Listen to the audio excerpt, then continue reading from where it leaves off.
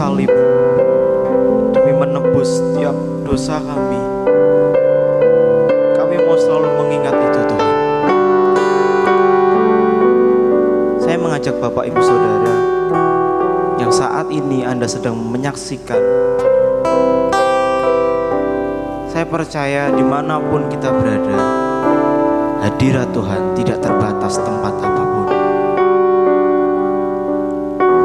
Mari kita mengingat betapa besar pengorbanan Tuhan kita.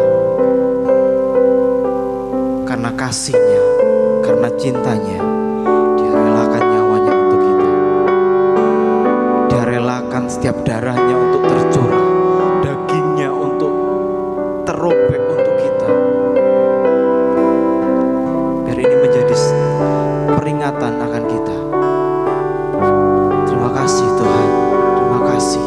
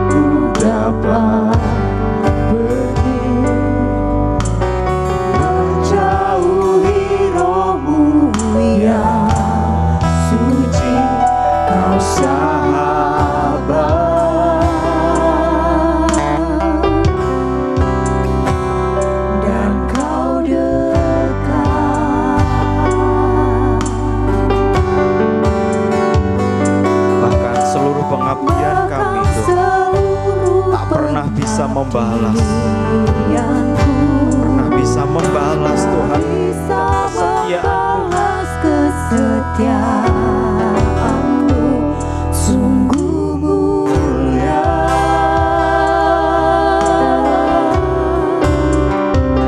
dan berharga, sungguh besar pengorbanan-Mu bagiku, telah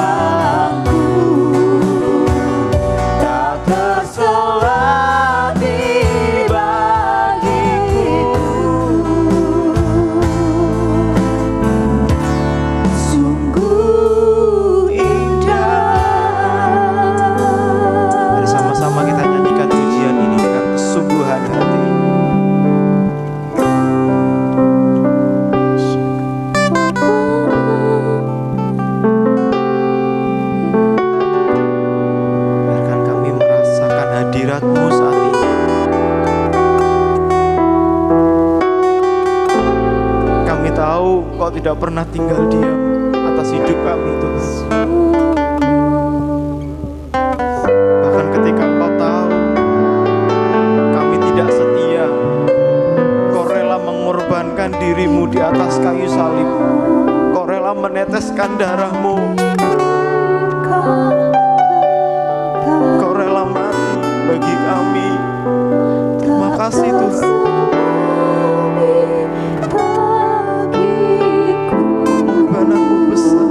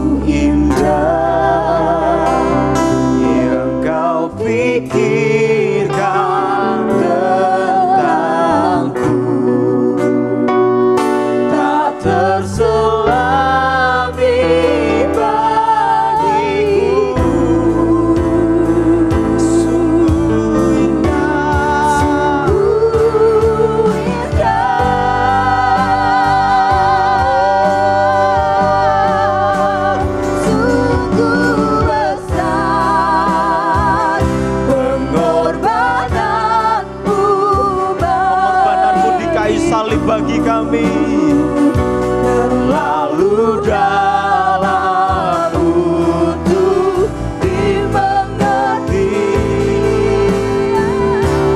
sungguh besar, sungguh indah yang kau pikirkan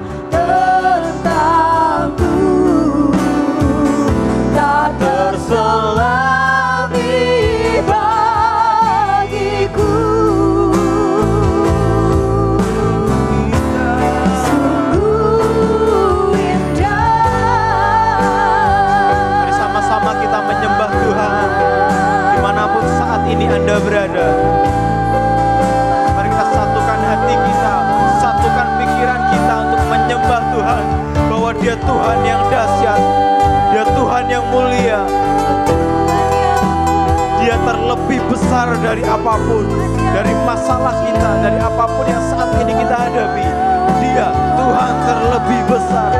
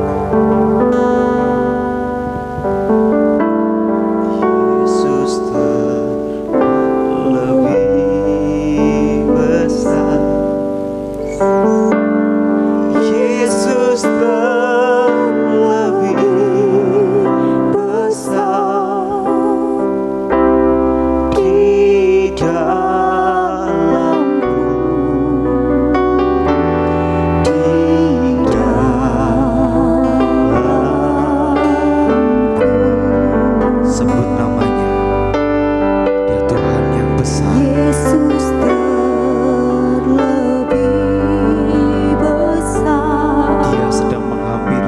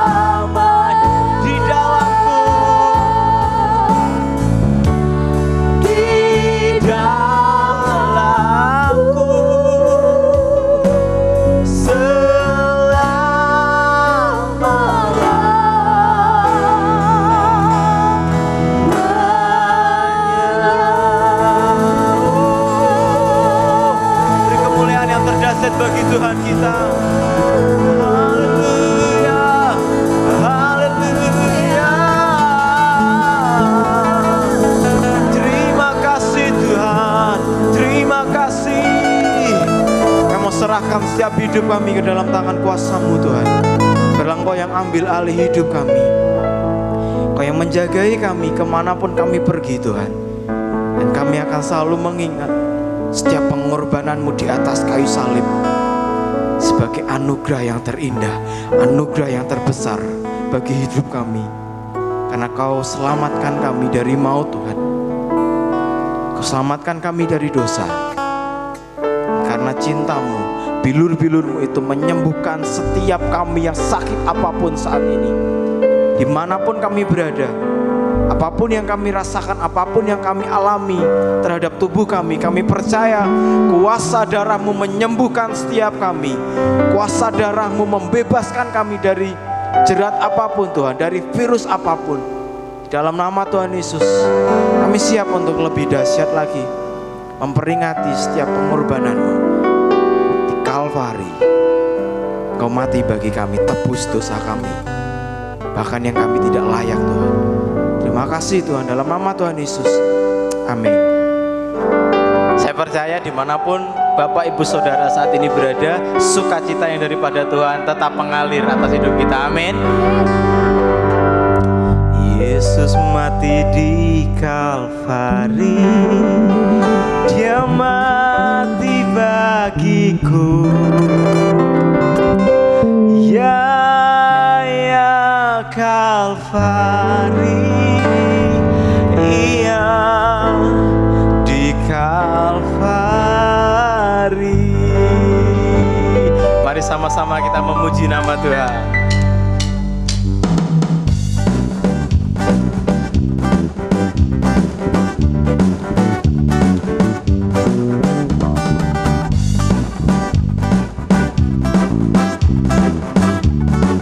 Kita katakan,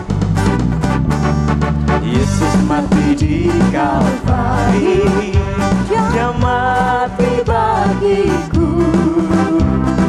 Ya Kalvari, Ia di Kalvari. Yesus mati di Kalvari, Dia mati bagiku. Ya Kalvari, Ia di Kalvari. Tak ada yang seperti Yesus, tak ada yang seperti Dia. Tak ada yang seperti Yesus, tak ada yang seperti Dia. Tak ada yang seperti Yesus, tak ada yang seperti Dia. Tak ada yang seperti Yesus, tak ada yang seperti. Mari sama-sama kita jalan serta Yesus. Jalan serta Yesus, jalan serta Dia setiap hari. Jalan serta Yesus, serta Yesus selamanya. Jalan dalam suka, jalan dalam duka, jalan serta Dia setiap hari. Jalan serta Yesus, serta Yesus selamanya. Saya percaya bahwa Bapak Ibu Saudara menerima sukacita yang daripada Tuhan, amin. Karena Dia sudah mati di Kalvari, dan saya percaya dan Bapak Ibu juga percaya bahwa tidak ada yang seperti Tuhan kita Yesus, amin. Yesus mati di Kalvari, Dia mati bagiku, Dia mati bagi kita semua. Kalvari, Ia di Kalvari. Yesus mati di Kalvari, Yesus mati di Kalvari, Dia mati bagiku. Ya Kalvari, Ia di Kalvari. Tak ada yang seperti Yesus, tak ada yang seperti Yesus, tak ada yang seperti Dia. Tak ada yang seperti Yesus, tak ada yang seperti, tak ada yang seperti Dia. tak ada yang seperti Yesus, tak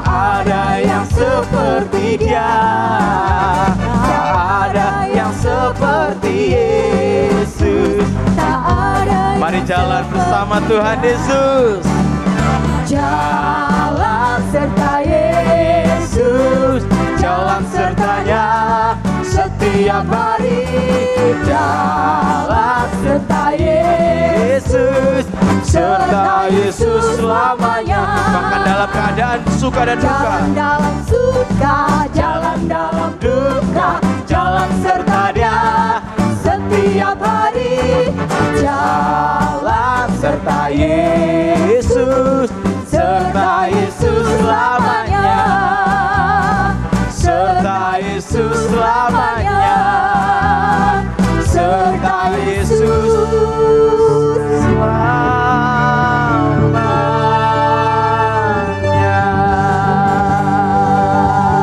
berikan sorak-sorai yang terdahsyat bagi Tuhan kita dimanapun Anda berada. Bahwa kita terus mau memuji nama Tuhan. Amin. Terpujilah namamu Tuhan.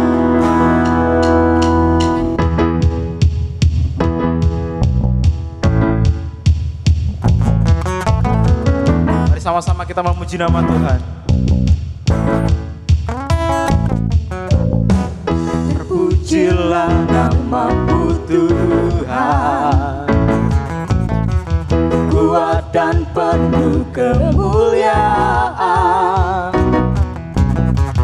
Satu suara kami nyatakan, kebesaran-Mu tetap selamanya. Terpujilah namamu. Terpujilah namamu Tuhan, ajaib dan penuh keagungan. Satu hati kami nyatakan,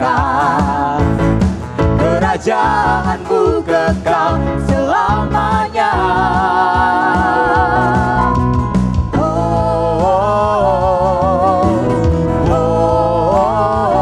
Engkaulah Raja atas dunia, yang menghancurkan kutuk dan membebaskan jiwa. Kami bersorak, bertepuk tangan.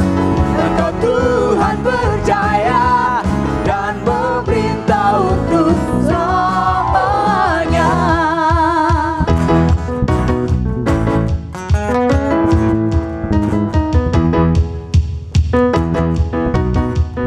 Terpujilah namamu.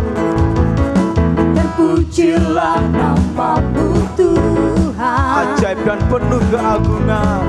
ajaib dan penuh keagungan.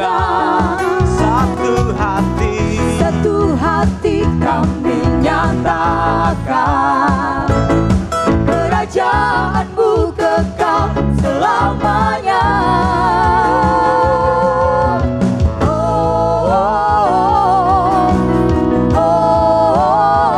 Engkaulah Raja atas dunia, yang menghancurkan kutuk Kau menghancurkan kutuk dan membebaskan jiwa. setiap jiwa Tuhan. Kami bersorak, bertepuk tangan. Engkau Tuhan berjaya dan memerintah untuk selamanya. Atas dunia Yang menghancurkan kutuk dan membebaskan jiwa. Engkaulah Raja atas dunia, yang menghancurkan kutuk dan membebaskan jiwa. Kami bersorak, bertepuk tangan. Engkau Tuhan berjaya dan memerintah untuk selamanya. dan namamu yang dipermuliakan atas pujian kami Tuhan. Terima kasih Tuhan. Terima kasih. Kamu lebih lagi untuk mendengarkan setiap kebenaran firman-Mu. Dan Kau sertai hati kami, Kau siapkan hati kami dimanapun kami berada, di rumah, bahkan di tempat kerja kami. Kami percaya hadirat-Mu, tuntunan-Mu yang mengertikan kami akan kebenaran firman-Mu Tuhan. Terima kasih Yesus.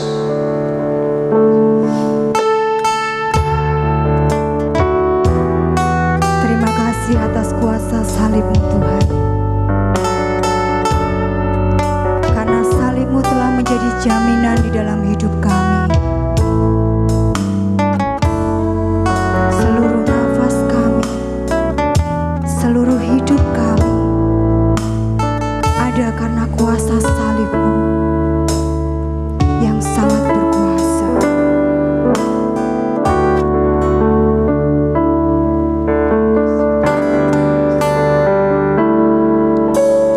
Engkaulah nafasku, Engkaulah sumberku. Dengan kekuatan salib-Mu, ku dimampukan selalu.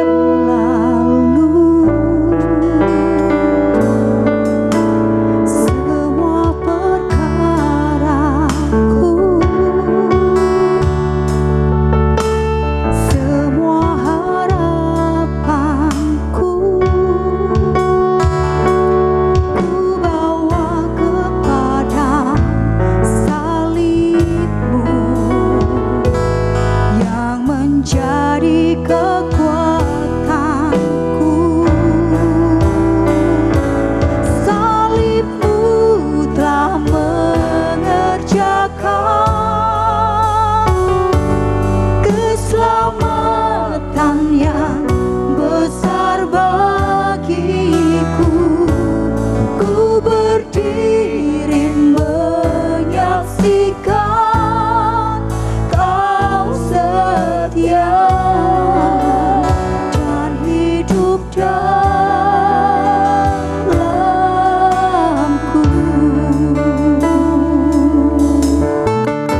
Sebab Engkaulah nafasku, Engkaulah sumberku. Dengan kekuatan salib-Mu, ku dimampukan selalu.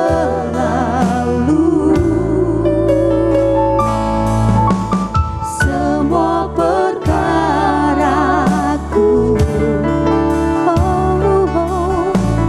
semua harapanku, ku bawa kepada salib-Mu yang menjadi kekuatanku. Salib-Mu telah mengerjakan keselamatan yang besar bagiku. Ku berdiri menyaksikan Kau setia dan hidup dalamku.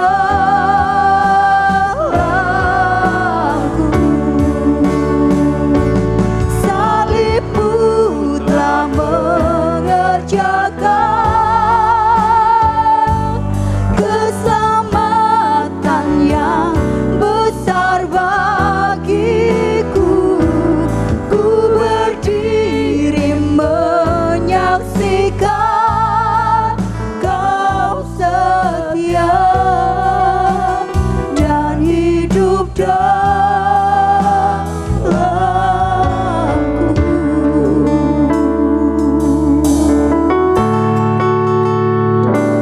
Salib-Mu telah mengerjakan, ya Tuhan, Keselamatan sungguh tidak ada karya yang lebih besar bagiku. selain karya salib-Mu. Berdiri Karena ketika Tuhan telah merelakan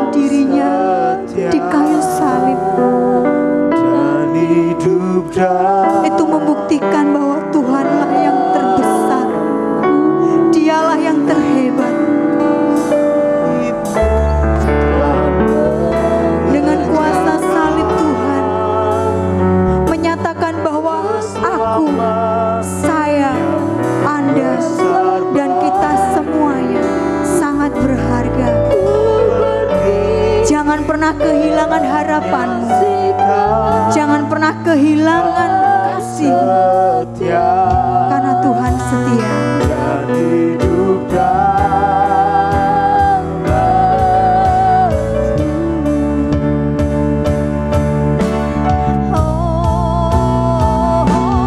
salibmu telah mengerjakan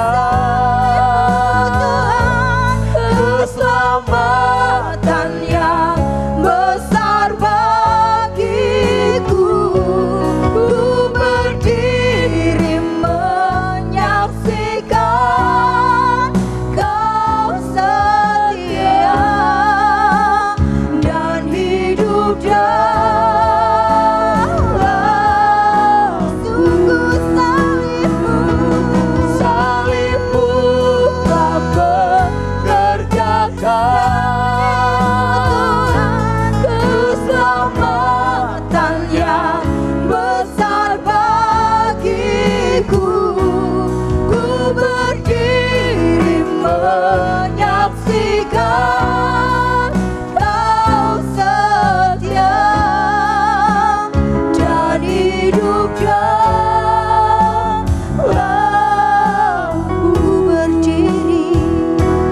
Ku berdiri menyaksikan Kau setia dan hidup dalam. Katakan ku berdiri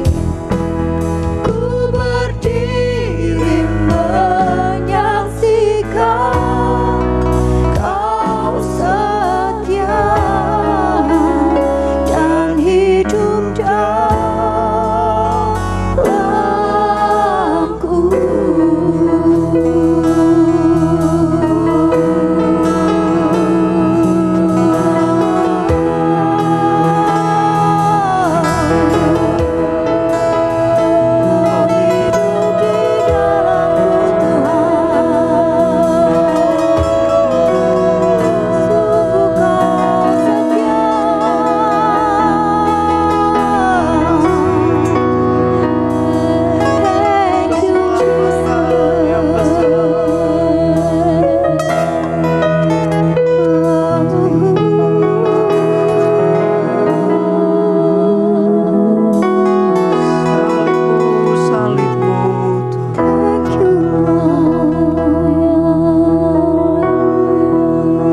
kami bersyukur.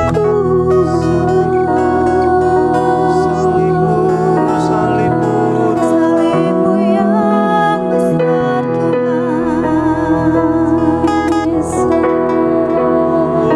salibmu Tuhan.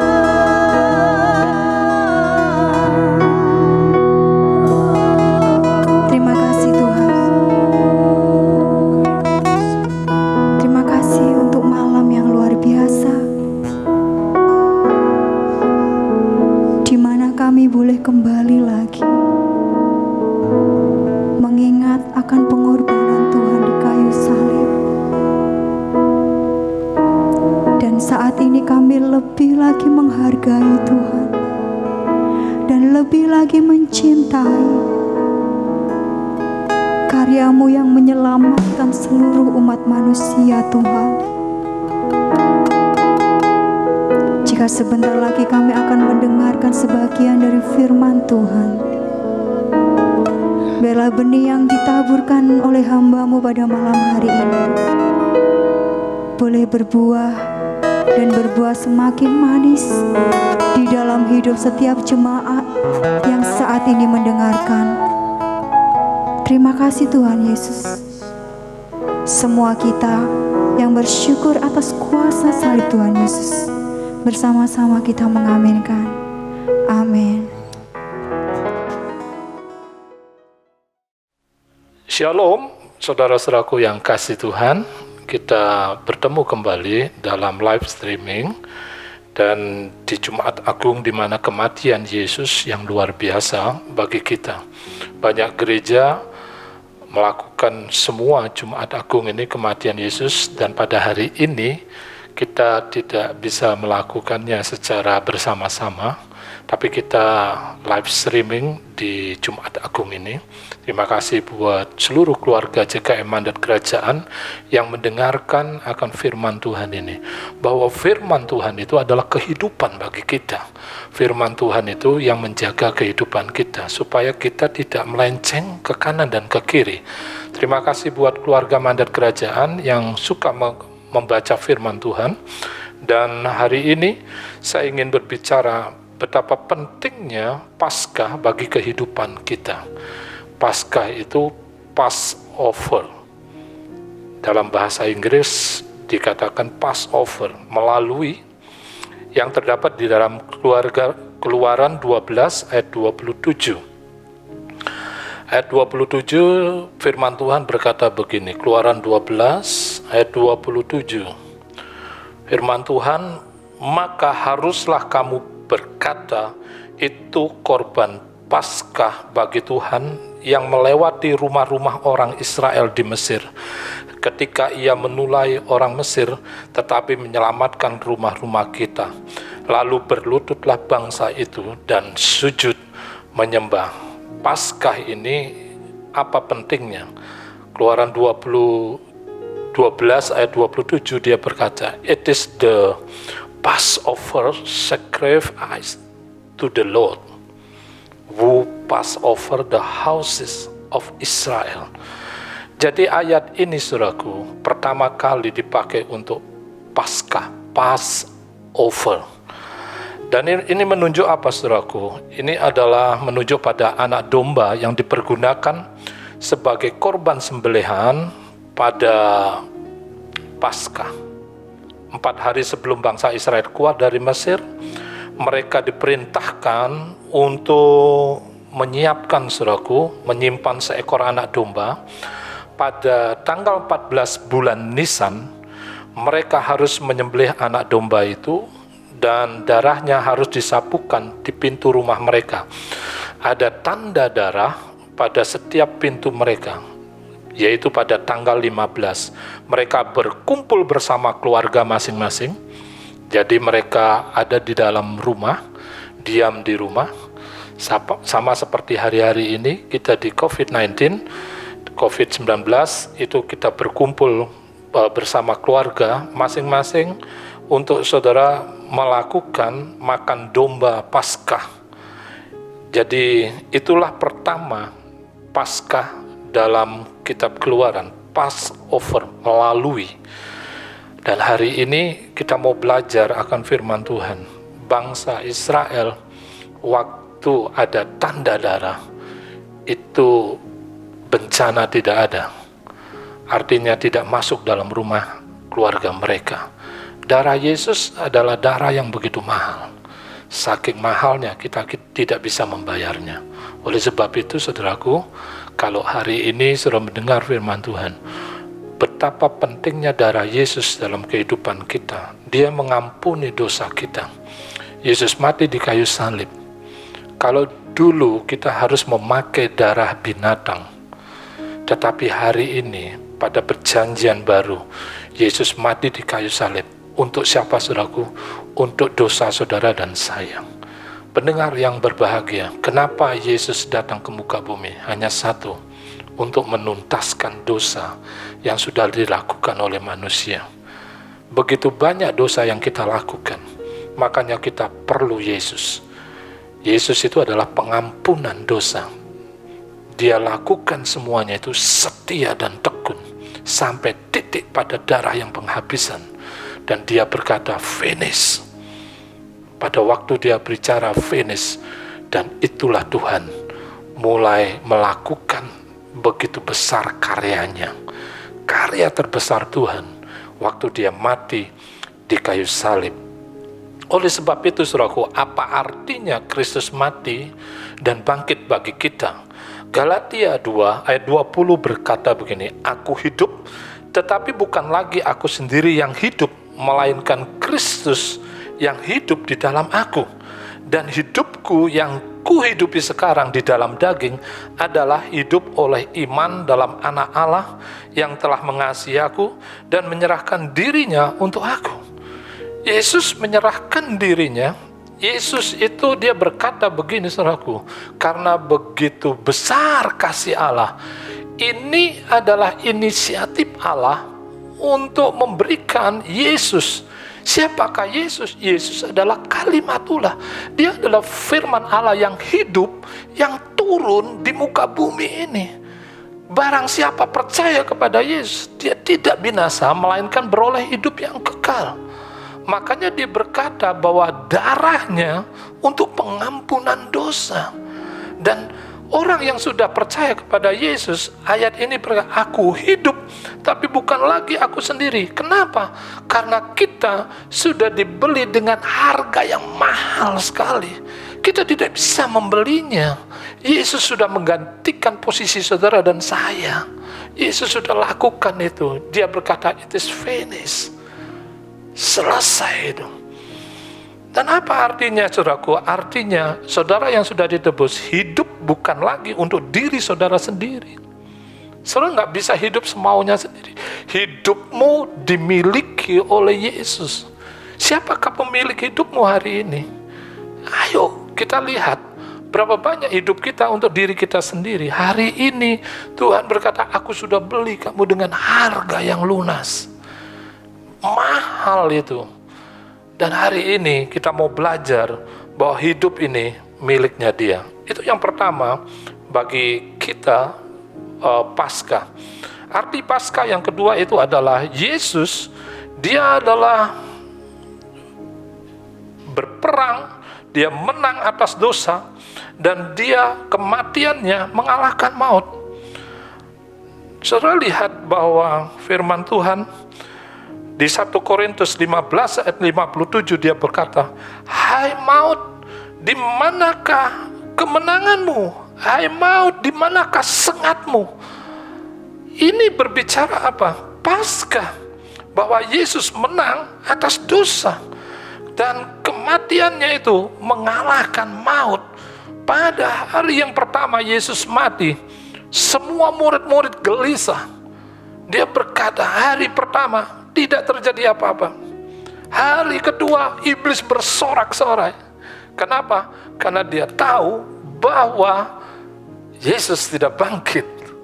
Iblis bertepuk tangan, saudaraku. Dia berkata, ya, lihat pengikutmu itu. Mereka tercerai-berai. Tapi saudara tahu apa yang terjadi pada hari yang ketiga? Pada hari yang ketiga dia bangkit. Dia membuktikan bahwa dia adalah Tuhan yang hidup, bukan mati. Dan itu adalah arti Paskah yang kedua. Yang ketiga adalah Yesus memberikan kuasa kematian dan mengalahkan maut kepada kita. Yohanes 14 ayat 16 berkata, aku akan minta kepada Bapa dan Ia akan memberikan kepadamu seorang penolong yang lain supaya Ia menyertai kamu selama-lamanya. Yesus memberikan kuasanya. Siapakah kuasa itu? Roh Kudus. Roh Kudus diberikan supaya setiap orang yang percaya menerimanya. Begitu menerima kuasa Roh Kudus, ada dinamit, dunamos yang bekerja dalam kehidupannya. Jumat Agung, kematian Yesus di saat COVID-19 ini, saudaraku, Tuhan berkata, Roh Kudus itu adalah penolongmu, Parakletos. Dia ingin menolongmu. Saudara-saudara yang mengalami ketakutan, Roh Kudus jawabannya. Mulailah belajar menyembah ke dalam Tuhan. Waktu engkau membangun mezbah dengan kehidupan itu, maka Bapa mentransfer kehidupan yang baru dalam hidupmu. Dan yang ketiga, saudaraku, apa arti Paskah? Ada pengharapan di dalam Yesus atas segala sesuatu. Firman Tuhan dalam 1 Korintus 15 ayat 17 berkata, dan jika Kristus tidak dibangkitkan, maka sia-sialah kepercayaan kamu dan kamu masih hidup dalam dosamu. Kalau Yesus tidak dibangkit pada hari yang ketiga, tidak ada kuasa, tidak ada pengharapan lagi dalam Yesus. Waktu dia bangkit, ini yang membedakannya dengan yang lain. Bahwa Yesus, dia bangkit pada hari yang ketiga, membuktikan keilahiannya, ketuhanannya. Waktu dia bangkit, ada pengharapan, ada sesuatu yang Tuhan berikan dalam hidupmu. Pengharapan apa? Pengharapan yang tidak mengecewakan. Pegang janji Tuhan bahwa Paskah ini itu adalah momen yang terbesar dalam kehidupan kita. Tanpa Yesus mati di kayu salib, kita tidak berarti apa-apa. Dan yang kelima adalah kuasa dosa dipatahkan. 1 Korintus pasal 15 ayat 3, sebab yang sangat penting telah kusampaikan kepadamu, yaitu apa yang telah kuterima sendiri, ialah bahwa Kristus telah mati karena dosa-dosa kita sesuai dengan kitab suci. Waktu Yesus mati di kayu salib, maka dosa itu punya kuasa dari Adam sampai kepada Yesus. Kuasa dosa sudah mulai merajalela. Dia mulai membuktikan dirinya. Sampai akhirnya Yesus ada di muka bumi ini. Dan kuasa dosa itu dipatahkan waktu Yesus mati di kayu salib. Hal ini saudara membuktikan bahwa begitu besar kuasa yang Tuhan berikan. Dosa apapun, dan Yesus berkata, aku ampuni. Kenapa? Karena Yesus mati di kayu salib. Kuasa dosa sudah dipatahkan. Dan maut tidak ada lagi sengatnya. Dan hari ini adalah kemenangan bagi kita. Kemenangan atas iblis atau setan. Kita akan melihat dalam 1 Filipi 2 ayat 10. Filipi 2 ayat 10. Supaya dalam nama Yesus bertekuk lutut segala yang ada di langit dan yang ada di atas bumi dan yang ada di bawah bumi. Bahwa Paskah itu artinya kemenangan atas iblis dan setan. Iblis ingin memporak-porandakan dengan COVID-19. Hari ini Tuhan berkata, aku sudah mati di kayu salib, dan oleh bilur-bilur Yesus engkau sembuh. Saya percaya waktu engkau mendengarkan firman ini dan percaya bahwa Yesus mati di kayu salib menyembuhkan segala dosamu. Waktu engkau sembuh dari segala penyakitmu, dari segala dosamu, maka Yesus melakukan kemenangan atas dirimu. Kemenangan, arti Paskah yang sebenarnya adalah kemenangan bersama dengan Tuhan Yesus. Dan saya percaya bahwa Yesus sudah lakukan itu. Engkau sudah menang. Selamat merayakan Paskah. Tuhan Yesus memberkati saudara. Shalom Bapak Ibu, saudara sekalian. Senang sekali akhirnya bisa berjumpa dengan Anda meskipun dalam segala keterbatasan, karena ini masih minggu ketiga kita harus ibadah secara online.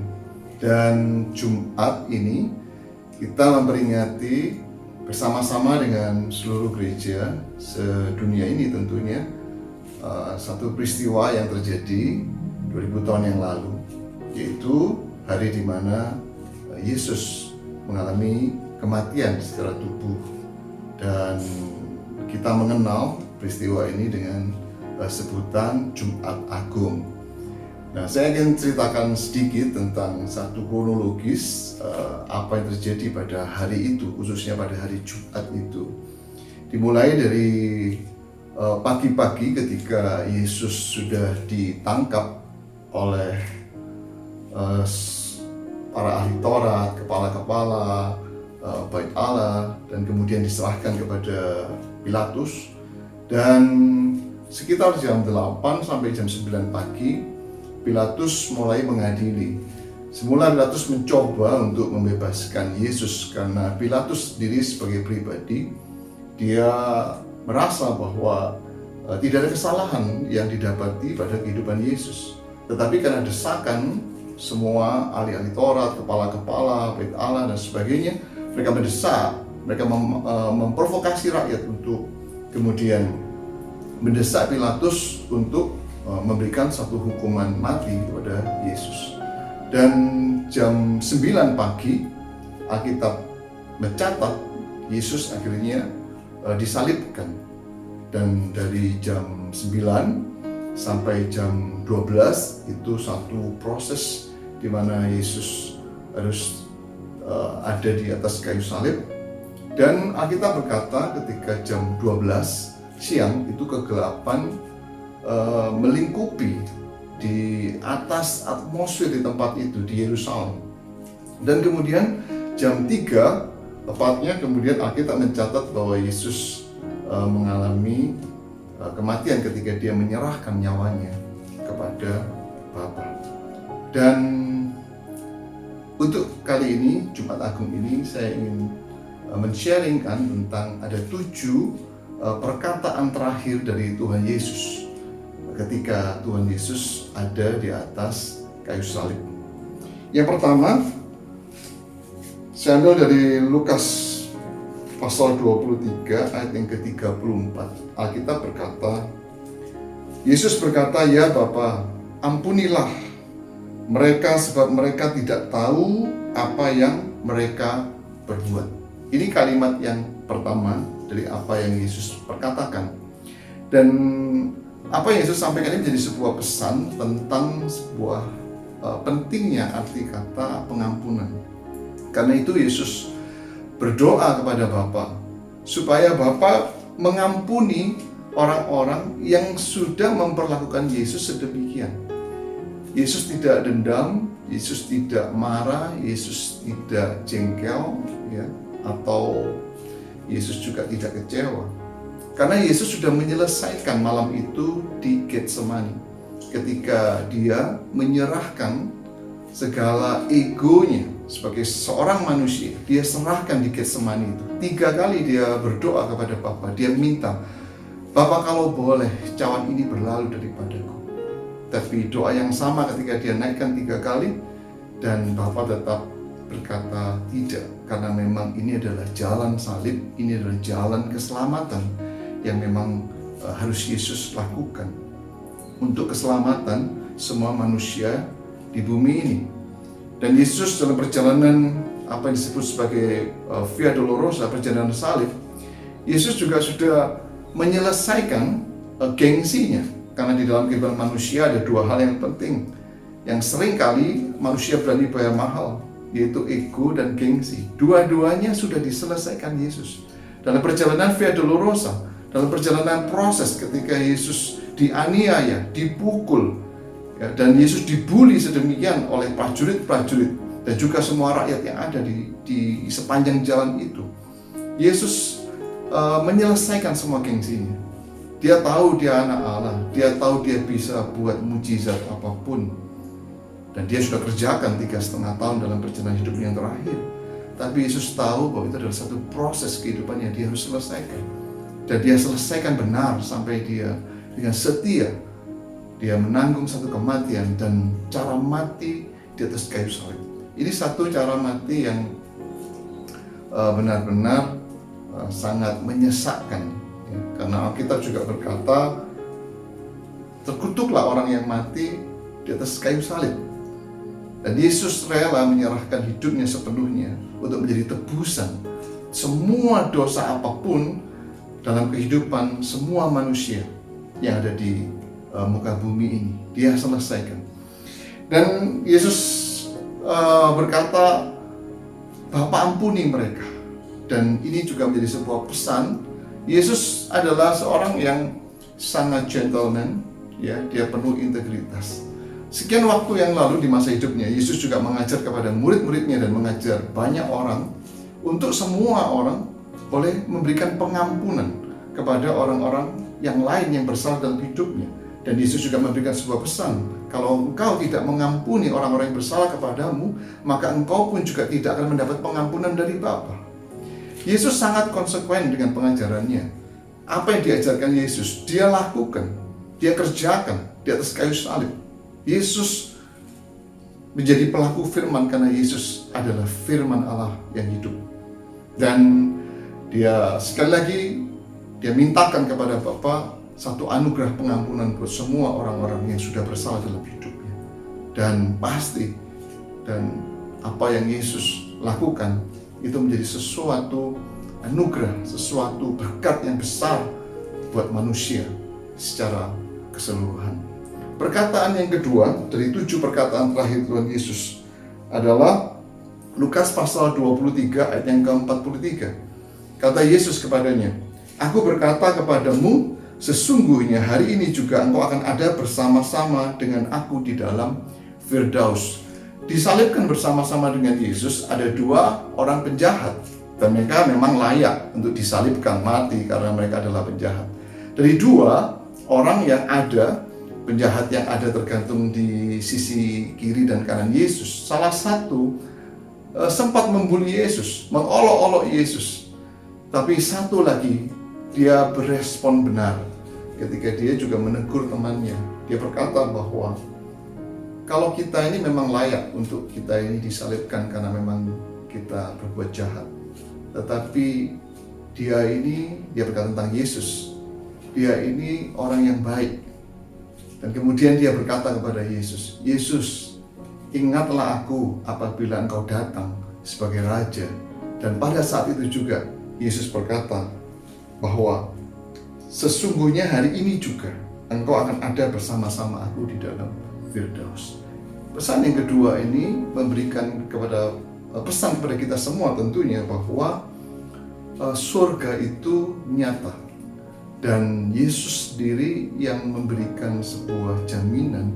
Yesus memberikan sebuah garansi. Yohanes 14 mengajarkan kepada kita ketika Yesus berkata bahwa di rumah Bapakku banyak tempat tinggal. Jangan gelisah hatimu, jangan takut hatimu. Dan Yesus berkata, "Akulah jalan dan kebenaran dan kehidupan." Jadi Yesus memberikan sebuah jaminan bahwa melaluinya orang akan menerima kehidupan yang kekal dan akan menerima rumah yang baru, rumah yang terbaik, yaitu rumah yang ada di surga. Heaven is so real. Surga itu nyata, bukan hanya satu dongeng saja. Karena kehidupan kita ini sungguh sangat terbatas. Kita berkata 70, 80, pada masa-masa yang lalu bisa 100 lebih rata-rata manusia hidup. Tapi itu masa ini, zaman ini rata-rata di bawah 100 tentunya. Dan satu keterbatasan waktu ini Yesus janjikan satu kekekalan selama-lamanya bersama-sama dengan Bapa di surga. Pesan yang ketiga, perkataan ketiga yang Yesus sampaikan terambil dari Yohanes pasal yang ke-19 ayat yang ke-26 dan ke-27. Saya bacakan bahwa ketika Yesus melihat ibunya dan murid yang dikasihinya di sampingnya, berkatalah ia kepada ibunya, "Ibu, inilah anakmu." Kemudian katanya kepada muridnya, "Inilah ibumu." Dan sejak saat itu murid itu menerima dia di dalam rumahnya. Jadi Yesus memberikan satu pesan kepada Maria, sekaligus Yesus juga memberikan sebuah pesan kepada murid yang dikasihinya. Dan di sini dia adalah salah satu murid Yesus yang bernama Yohanes. Dan Yesus memberikan satu pesan bahwa dengan tidak adanya Yesus, maka biarlah Maria, ya, karena sejarah gereja juga berkata ketika Yesus ada dalam proses penyaliban, suami Maria, ayah Yesus secara fisik, yaitu Yusuf, itu sudah meninggal. Sehingga Yesus berpesan supaya dalam kehidupannya Yohanes muridnya itu boleh merawat Maria, ibu Yesus. Dan Yesus juga memberikan satu pesan kepada Maria supaya juga menganggap bahwa Yohanes itu juga sebagai anaknya. Jadi apa yang Yesus pesankan di perkataan yang ketiga ini, hendaknya ada saling yang memperhatikan di dalam keluarga. Ini penting karena hari-hari ini ya kasih sudah begitu banyak yang menjadi dingin. Ya. Ketika kita bicara kasih, Tuhan ingatkan beberapa hari yang lalu, kasih yang terpenting adalah kasih kita kepada Tuhan. Wahyu memberikan sebuah pesan bahwa ketika Tuhan menegur salah satu jemaat, dia berkata bahwa engkau sudah meninggalkan kasihmu yang mula-mula. Engkau harus sadar betapa dalamnya engkau sudah jatuh. Dan izinkan bahwa di hari Jumat Agung ini kita juga diingatkan kembali, kita boleh disadarkan kembali bahwa dalam hidup ini hal yang paling penting adalah kasih kita kepada Tuhan. Dan kita mau berdoa bersama-sama supaya melewati, memperingati peristiwa ini, kasih kita kepada Tuhan, cinta mula-mula kita kepada Tuhan itu boleh berkobar-kobar kembali. Dan kita berdoa bersama-sama karena ini adalah sesuatu yang sangat penting dalam hidup kita. Kalau kasih kepada Tuhan sudah menjadi dingin, ada banyak kecewa, ada banyak pahit, tidak hanya kepada manusia tapi lebih-lebih kepada Tuhan, maka ini akan menjadi sebuah dampak yang buruk dalam hidup kita. Mari keluarga mandat kerajaan yang saya kasihi, izinkan bahwa saat ini kita diingatkan kembali hal yang paling penting. Ayo kita kembali kepada cinta mula-mula, kasih mula-mula kepada Tuhan. Minta kepada Tuhan Roh Kudus, tolongi aku Tuhan, supaya kembali lagi aku menerima cinta yang mula-mula, kasih yang mula-mula itu kepada Tuhan. Dan yang berikutnya adalah bagaimana kita memperbaiki kasih cinta kita di dalam keluarga. Yesus memberikan sebuah pesan, biar di dalam anggota keluarga kita boleh saling memperhatikan satu dengan yang lain. Janganlah lagi ada kasih yang dingin, kehidupan cinta suami istri, kehidupan kasih cinta orang tua anak. Jangan lagi anak memberontak kepada orang tua. Jangan lagi orang tua berbuat sesuatu yang menyakitkan hati anak-anak. Tapi biarkan cinta Tuhan itu bergelora di dalam setiap hati kita. Dan cinta itu diekspresikan kepada orang-orang yang ada di dalam keluarga kita. Yang keempat dari 7 perkataan Tuhan Yesus di atas kayu salib. Yang keempat adalah dari Matius 27 pasal yang ke-46. Yesus berkata, kira-kira jam 3 ya, berserulah Yesus dengan suara nyaring, Eli Eli lama sabatani. Artinya adalah, Allahku Allahku mengapa engkau meninggalkan aku. Ini satu peristiwa di mana Bapa memalingkan muka kepada Yesus. Padahal 3 kali langit terbuka. Alkitab berkata 3 kali langit terbuka dan Bapa berkata bahwa inilah anakku yang kukasihi, kepadanya lah aku berkenan. Artinya Bapa sangat mencintai Yesus. Tapi pada waktu Yesus di atas kayu salib, ternyata Bapa sempat memalingkan muka ketika dia melihat Yesus. Sehingga dalam hatinya Yesus berkata, Bapa, mengapa engkau meninggalkan aku? Ini satu peristiwa ketika Yesus harus menanggung semua kutuk dari semua dosa, jenis apapun itu dosa. Kalau kita boleh sebutkan dosa, kita sebutkan kejahatan, semua apa yang bisa disebut sebagai tindakan kejahatan, tindakan dosa, penyelewengan atau apapun atas maksud dari kehendak Tuhan, itu disebut sebagai dosa. Dan pada waktu itu di atas kayu salib, Yesus harus menanggung semua dosa itu. Dosa perselingkuhan, dosa percabulan, dosa kenajisan, dosa perzinahan, dosa bohong, dosa pemberontakan, atau dosa pencurian, atau dosa apapun yang bisa disebut sebagai dosa. Pada waktu itu ditanggung semua di dalam hidupnya. Sampai-sampai Bapa tidak tega melihat kehidupan Yesus, tidak tega melihat Yesus yang disalibkan, karena begitu najisnya Yesus menanggung semua dosa itu, sehingga Bapa memalingkan mukanya. Itu harga yang dibayar oleh Yesus di atas kayu salib. Dia menanggung semua dosa manusia. Karena itu sungguh kita ini harus bersyukur, karena kita punya Yesus, karena kita menerima anugerah. Kita boleh menyerahkan hidup dan hati kita kepada Tuhan Yesus. Sementara banyak orang di luar sana yang masih belum mengenal Yesus, belum menerima anugerah, belum menerima kasih karunia, pengampunan dosa. Karena kita menerima pengampunan dosa ketika kita menerima Yesus dan menyerahkan hidup kita kepada Yesus. Kita percaya kepada Tuhan Yesus dan kita percaya bahwa darahnya yang dicurahkan itu menebus dosa-dosa dan kesalahan kita. Kalau orang tidak percaya kepada Yesus, sampai hari ini orang masih belum menerima pengampunan dosa itu sendiri. Saudara yang saya kasih, pesan yang keempat ini Yesus memberikan satu pesan kepada kita semua bahwa ekspresikan hati kita kepada Tuhan. Dan sekali salib Yesus mengekspresikan, dia menyatakan hatinya, ini yang aku alami Bapa, mengapa engkau meninggalkan aku. Jadi Yesus juga memberikan satu pelajaran buat kita, supaya kita juga mengekspresikan apapun yang di dalam hati kita. Kita mau adalah hidup dalam keintiman dengan Tuhan. Salah satu tanda keintiman adalah bagaimana kita boleh berkomunikasi, menyampaikan isi hati kita, apapun itu, baik suka maupun duka. Kadang kita juga mengalami kekhawatiran, kita mengalami satu kegundahan, ketakutan.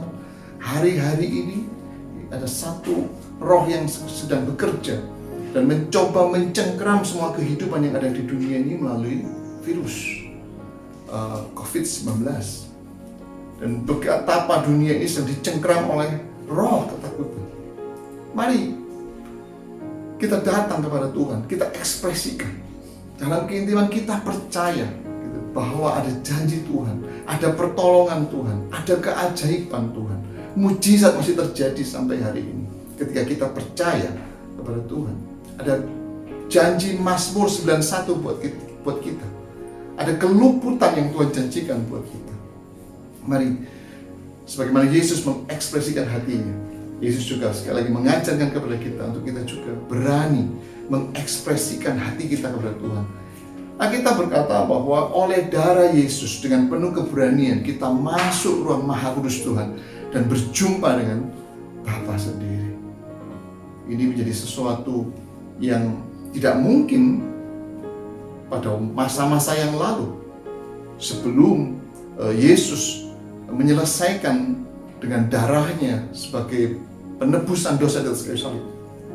Tapi hari ini sangat mungkin, karena Alkitab berkata oleh darah Yesus kita dengan berani masuk ruang Maha Kudus dan berjumpa dengan Tuhan dan mengekspresikan apapun yang ada di dalam hati kita. Yang kelima, Yohanes pasal yang ke-19 ayat yang ke-28. Alkitab berkata, sesudah itu karena Yesus tahu bahwa segala sesuatu telah selesai, berkatalah dia, supaya genaplah yang ada tertulis dalam kitab suci. Yesus berkata supaya genap, Alkitab genap. Yesus juga mengajarkan banyak hal kepada kita, dan bagian kita juga menggenapkan semua apa yang Yesus ajarkan. Karena itu Yesus juga berkata, biar semua kita murid-muridnya boleh menjadi pelaku firman-Nya. Yesus berkata supaya genaplah yang ada tertulis dalam kitab suci. Dan Yesus berkata, aku haus.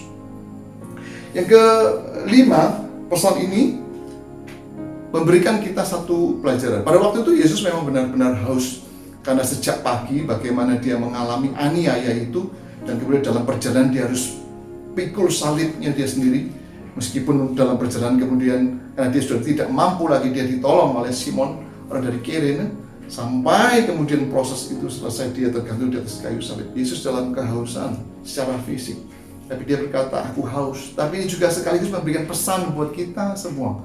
Biarlah kita terus ada dalam satu kehausan, haus akan air kehidupan.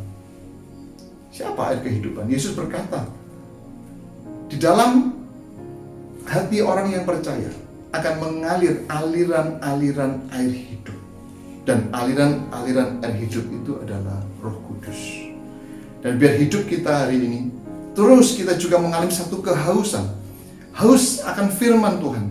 Haus juga akan keintiman hidup bersama Tuhan Roh Kudus. Karena dia penolong kita. Dia yang memimpin kita dalam kebenaran. Dia roh sukacita yang memberikan kepada kita sukacita ilahi. Bukan sukacita dari dunia, tapi sukacita yang ilahi. Dan hari-hari ini kita sangat membutuhkan pertolongan Tuhan Roh Kudus. Terlebih-lebih kita membutuhkan sukacita yang dari Roh Kudus. Karena ilmu pengetahuan berkata, kalau kita khawatir, kalau kita cemas, kita takut, imun akan semakin turun. Tapi ketika kita full of joy, kita penuh dengan sukacita, sukacita Tuhan itu akan membuat juga imun kita akan semakin kuat di dalam tubuh kita. Yang keenam, Yohanes 19 ayat yang ke-30, sesudah Yesus meminum anggur asam itu, berkatalah dia, sudah selesai. Yesus sudah selesaikan segala sesuatu, semua kutuk dari dosa-dosa sudah selesai, sudah ditanggung Yesus. Apapun perkara dalam kehidupan ini, Yesus berkata, sudah genap, sudah aku genapkan, sudah aku selesaikan, it's finished. Sekaligus memberikan pesan kepada kita bahwa biarlah kita jangan menyerah dalam kehidupan ini. Ada begitu banyak tantangan hari-hari ini, bahkan hari-hari yang ke depan tentunya juga akan semakin banyak tantangan. Sekian bulan, sesuai dengan prediksi, COVID-19 akan selesai. Mungkin 1, 2, 3 bulan ke depan. Meskipun kita juga percaya kalau Tuhan berkehendak, Tuhan pasti jadikan dalam anugerah mujizatnya. Beberapa nabi-nabi juga berkata bahwa meminta kepada Tuhan, berdoa bersama-sama kepada Tuhan, biar peristiwa ini, wabah ini, virus ini boleh sesegera mungkin selesai. Kita berdoa, kita minta kepada Tuhan, kita bersyafaat kepada Tuhan, dan bersama-sama sepakat dengan orang di seluruh dunia meminta hal yang sama. Tapi setelah itu ada satu hal, perkara yang lain juga, di mana satu resiko, yaitu tentang ekonomi, keuangan. Karena dampak dari semua berhentinya aktivitas hari-hari ini, itu akan memberikan satu risiko secara ekonomi dan keuangan yang sangat besar. Bukan hal yang mudah. Tapi Yesus berkata, dan khususnya pesan di Jumat Agung ini, jangan menyerah, jangan patah semangat. Filipi 4 ayat 13 berkata bahwa bersama Yesus kita cakap menanggung segala perkara. Itu janji yang sudah Tuhan berikan kepada kita. Hari ini, apa yang bisa kita pegang? Perkataan manusia banyak yang tidak cocok. Perkataan manusia banyak yang luput, tidak benar. Satu orang berkata begini, orang yang lain berkata begitu. Dua-duanya tidak benar. Hanya satu-satunya yang benar adalah perkataan Tuhan Yesus. Satu-satunya benar adalah firman Tuhan sendiri.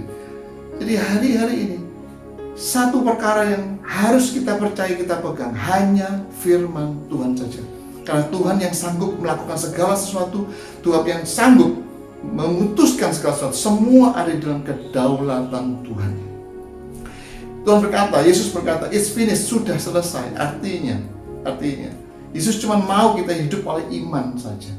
Saya sudah bagikan kepada Anda semua, Desember Tuhan beri Ibrani 11 ayat 6 sebagai dasar buat perjalanan kehidupan kita. Ternyata apa yang Tuhan firmankan itu menjadi satu bekal buat tahun 2020 ini. Angkanya cantik, 2020, tapi peristiwanya, haleluya, penuh dengan tantangan iman tentunya. Dan Tuhan berkata Ibrani 11 ayat 6 bahwa tanpa iman Tuhan tidak berkenan. Artinya bahwa kita ini harus memulai setiap hari yang baru dengan iman. Setiap pagi kita berkata, Bapa, aku mau memulai hari ini, hari yang baru ini dengan iman. Kiranya perkenananmu penuh atas hidupku. Firman juga berkata bahwa setiap orang yang mencari Tuhan, dia harus percaya bahwa Tuhan itu ada. Dan Tuhan memberi upah kepada orang yang sungguh-sungguh mencari Dia. Dua perkara, kedaulatan Tuhan dan kasih Tuhan. Kita mau percaya itu. Kita berkata, aku percaya Tuhan, Engkau ada. Engkau berdaulat sepenuhnya atas hidupku. Engkau berdaulat sepenuhnya atas seluruh kehidupan di bumi ini. Tidak ada apapun yang terjadi, boleh terjadi tanpa seizinmu. Jadi segala sesuatu terjadi di bumi ini, juga dalam kehidupan setiap kita, itu harus seizin Tuhan. Kalau tidak Tuhan izinkan, tidak mungkin dan tidak boleh itu terjadi. Dan kita juga percaya kasih Tuhan, bahwa hari ini kita mau sungguh-sungguh mencari Tuhan Yesus. Dan Tuhan berkata, ada upah buat kita. Ada upah pemeliharaan ilahi, ada upah penyediaan ilahi, ada upah perlindungan ilahi. Itu hari-hari ini yang kita butuhkan dari kita mintakan kepada Tuhan. Tapi bagian kita, mari kita cari Tuhan sungguh-sungguh. Sekali lagi jangan menyerah, biar kita finish strong, kita menyelesaikan segala sesuatunya dengan kuat. Tahun ini akan menjadi tahun yang penuh dengan tantangan, tapi jelas bahwa kita tidak berjalan sendiri, kita berjalan pasti Immanuel, Tuhan beserta dengan kita. Tapi sebagai keluarga, gereja, keluarga mandat kerajaan, kita juga berjalan bersama-sama. Kita akan menyelesaikan tahun 2020 ini dalam anugerah dan kemurahan Tuhan. Dan yang terakhir, pesan yang ke-7 atau perkataan yang ke-7 dari 7 perkataan terakhir Yesus di atas kayu salib. Lukas 23 ayat 46 berkata, lalu Yesus berseru dengan suara nyaring, "Ya Bapa, ke dalam tanganmu kuserahkan nyawa. Dalam tanganmu kuserahkan nyawaku," kata Tuhan. Dan sesudah berkata demikian, Yesus menyerahkan nyawanya. Jadi yang ke-7, Tuhan memberikan pesan kepada kita semua. Biarlah mulai hari ini kita benar-benar menyerahkan hidup kita hanya kepada Tuhan saja. Apapun yang terjadi, apapun yang boleh terjadi, pastikan iman kita berkata, itu seizin Tuhan. Artinya kalau Tuhan izinkan, Tuhan juga akan pasti berikan jalan keluar. Ada solusi, ada solusi. Tuhan berkata, pencobaan-pencobaan yang kamu alami adalah pencobaan-pencobaan biasa.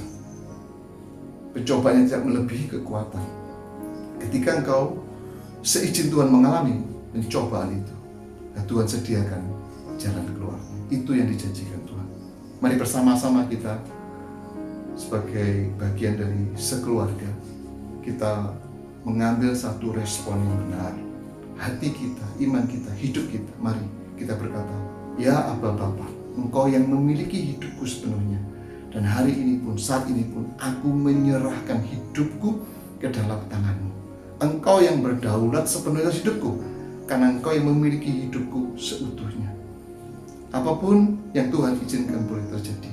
Tuhan, Engkau Yesus, Engkau Tuhan yang sungguh sangat amat baik."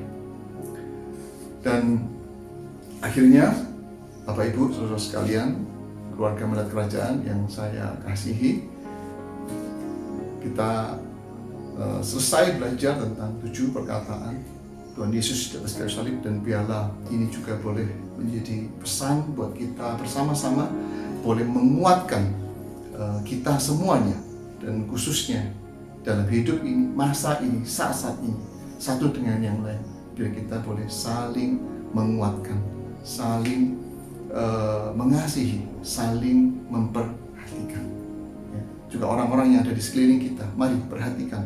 Ada banyak orang sedang mengalami kesusahan, ada banyak orang sedang mengalami kelemahan hari-hari ini. Apapun yang kita bisa bantu, apapun yang kita bisa tolong, kita lakukan dengan satu tindakan. Ya. Karena kasih itu juga ada tindakan. Oke, shalom Bapak Ibu sekalian, dan salam sejahtera buat kita semua. Dan saya mau berdoa buat Anda, kita semua. Bapa, terima kasih.